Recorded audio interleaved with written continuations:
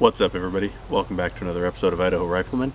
Today I wanted to showcase a product that I got. This is the Crimson Trace Dovetail Adapter Kit.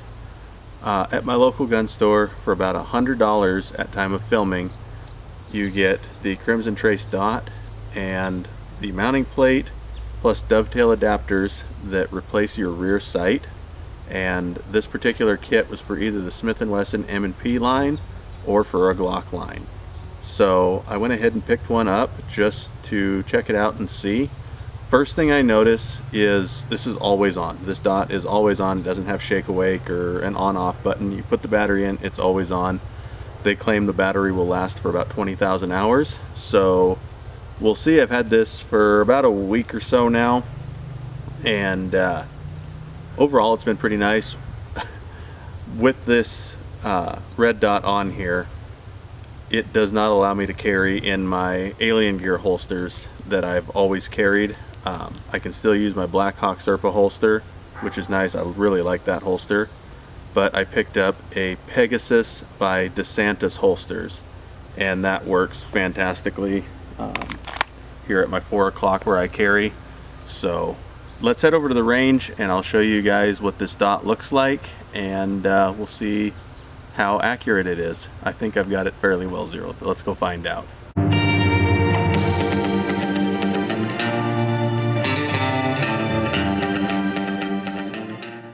So there is a view down the dot, really close to the target here, but that's just to kind of give you an idea of how it looks.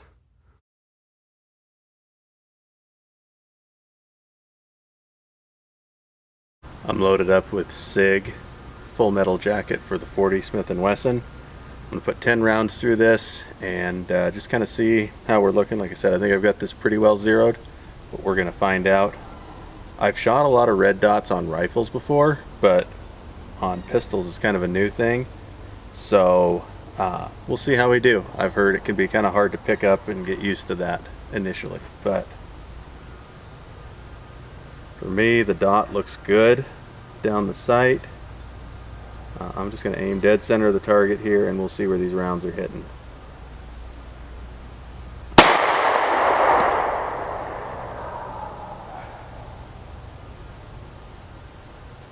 Took me a second to find it there for the second shot.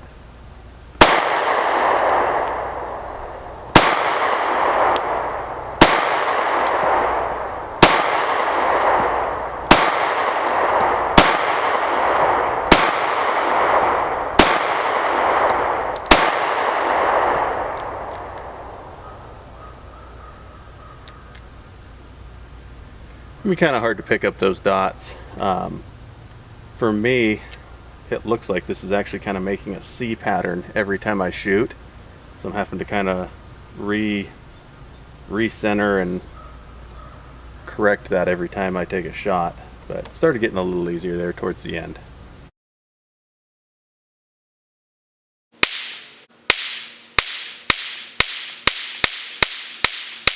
The bulk of my shots seem to have been hitting high and left.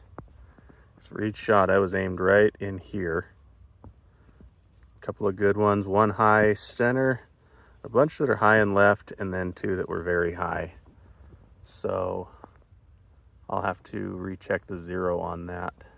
We're about 5 yards back shooting this, so I would believe that this is probably the most prominent grouping, and these were probably jumpers that I had. But it looks like a little bit high and a little bit to the left on this red dot. Well, that's going to wrap up this week's episode of Idaho Rifleman. I hope you enjoyed it, found it interesting and informative. I know it was kind of a short one, but I was a little pressed for time this week and I wanted to get something out to you guys as quick as I could and make sure that I actually try to keep up on videos. There's been a few weeks where I've not been real good about that, so I apologize for that.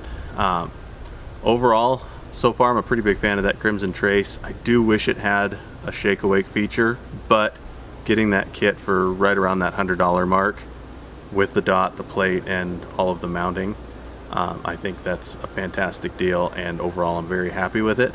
I'm looking forward to putting some more rounds through it, getting more comfortable and more familiar with it. Like I said, a couple of times there the dot was a little hard for me to pick up. Not because of the size of the dot, just my unfamiliarity with using a red dot system. I've gotten very used to using iron sights on everything, but that's just a little bit of training and practice on my end that I need to get a little bit better at.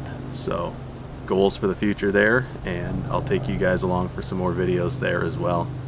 Be sure to check out Idaho Rifleman on Facebook and Instagram. Be sure you're following here.